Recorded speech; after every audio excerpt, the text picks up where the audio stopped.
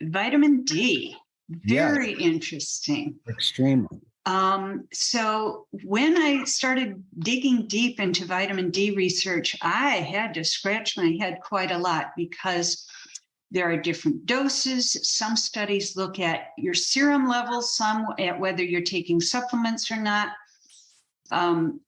Some have different definitions of deficiency and sufficiency, and it was all over the place. And so we had to really dig down and come up with some similar definitions and categories. Then I discovered that two very different measures of serum levels, blood levels of vitamin D were being used, and they were off by a factor of 2.5.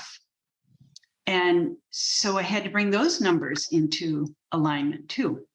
And what we found was that for the most, there's very good evidence that if you are deficient in vitamin D, you have a higher risk of cancer and of poor outcomes after diagnosis. Let's just hold on that point for a minute. There's good evidence that if you are deficient, there's good evidence of higher risk, mortality, and recurrence. Is that right? Yes. Okay. Yes. Just wanted to underscore that. Thanks. Of many cancer types. Yeah. So a deficiency is of vitamin D, because of course your body produces vitamin D naturally in response to exposure to sunlight. And there's also some dietary intake of vitamin D, but generally not enough. So if you are deficient in vitamin D, that's something that you would want to address in regards to cancer. So does taking supplements bring your blood levels up? Yes, there is mounting evidence for that. Does taking supplements reduce your risk and improve your outcomes? That depends. That depends on if you're deficient in the first place. If you are deficient, taking vitamin D supplements, yes, there's good evidence, or at least modest evidence for many cancer types that will help. Taking supplements will help if you are deficient. If you're not deficient, if you have sufficient vitamin D levels, taking supplements aren't going to help much. And in fact, if you take a lot of supplements and you weren't deficient, it could take you up into a danger zone. So finding out your baseline vitamin D level and then getting it checked periodically would be really important in deciding whether or not to take supplements and at what dose. How expensive is the vitamin D assay? Does anybody know? Laura, do you know? You're on mute, Laura. I don't know, Michael, but I do know that at least it's been covered under my health insurance, which is not the best of plans.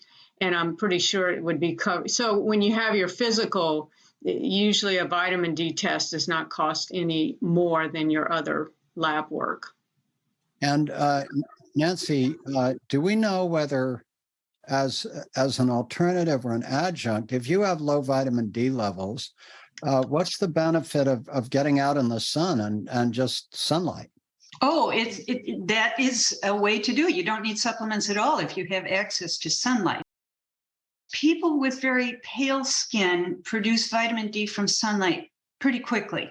Mm-hmm. And the darker your skin is, the longer you need to be exposed to direct sunlight. Mm-hmm. So for someone like me, I'm very pale skin. Perhaps 15 or 20 minutes at midday during the stronger sun months would be plenty. Maybe even only 5 days a week would be plenty to bring me up to sufficiency. So for someone with very dark skin, it could be 2 hours or longer. But you are able to produce.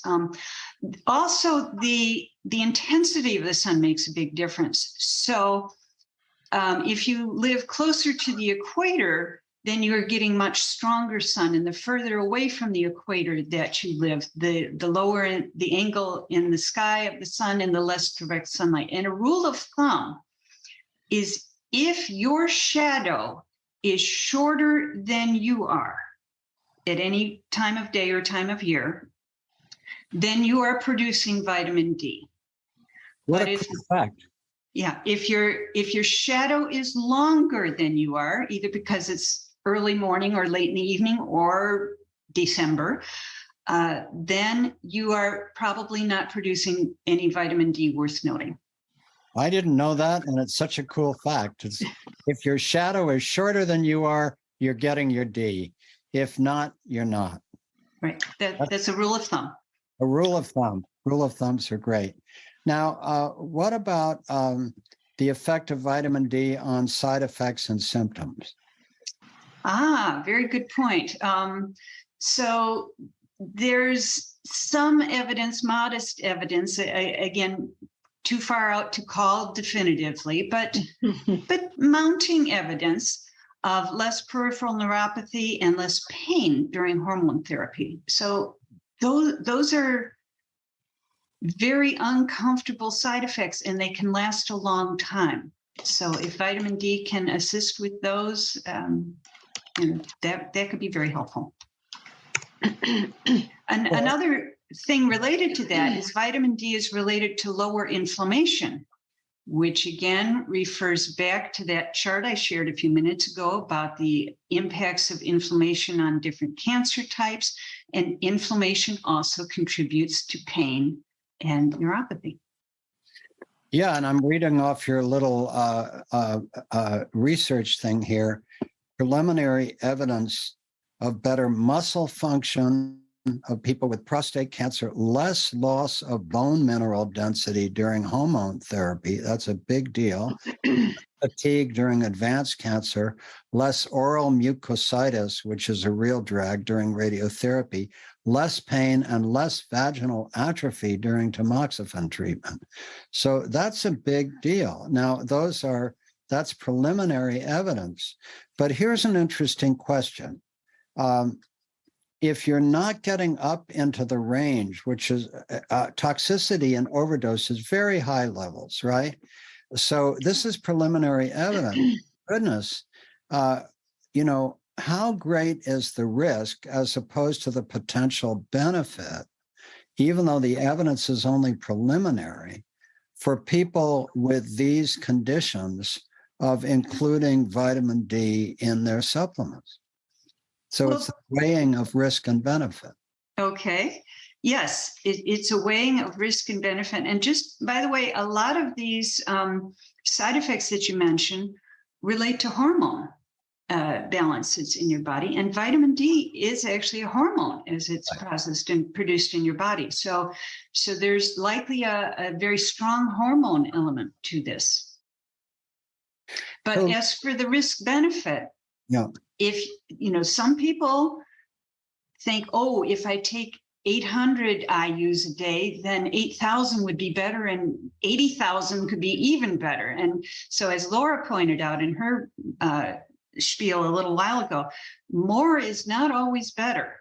So the recommended dose is 800 IUs, but that depends on your age. Going over 5,000 would always, to me, indicate you need some professional oversight to make sure you're not getting too high. Some people in some studies were taking 50,000 IUs a day, and they were running into toxicity.